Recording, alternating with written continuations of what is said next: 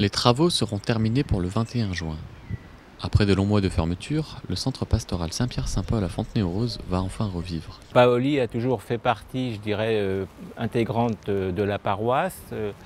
Nos enfants ont été à la messe ici. Donc ça a duré quand même plusieurs années. Depuis 1907, ce lieu a accueilli les nombreuses activités de la paroisse, kermesse, scouts, chorale, messe des enfants ou conférences. Dégradés au fil des années, les bâtiments ne pouvaient plus accueillir dans de bonnes conditions. C'était gris, ça faisait triste et que maintenant c'est tout le contraire. Là, quand j'ai vu les projets de l'architecte, je me suis dit c'est lumineux, c'est chouette, la réalité correspond au projet. Je suis satisfait de ce que je vois aujourd'hui. Ça va être un plus, ça c'est évident, et peut-être que ça va donner un élan par rapport à l'existant. 2 bâtiments ont donc été rénovés, tandis qu'un préfabriqué en mauvais état a été rasé. La façade à connotation industrielle de la salle polyvalente a été recouverte de lames de bois, ce qui lui confère un aspect chaleureux.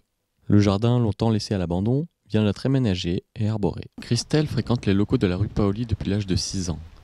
Elle y a vécu des moments marquants dans sa vie personnelle et dans sa vie de foi. Et moi, j'y ai fait mon repas de mariage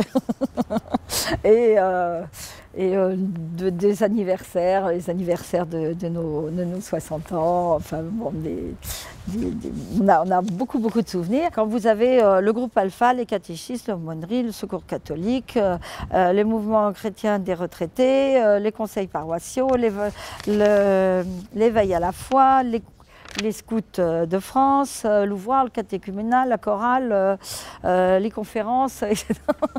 Tout ça est accueilli à Paoli et ils vont être ravis d'avoir de très beaux locaux. C'est vraiment primordial d'avoir un lieu où les gens peuvent se rencontrer, peuvent échanger et se retrouver aussi en tant que paroisse. Je pense que c'est vraiment très important.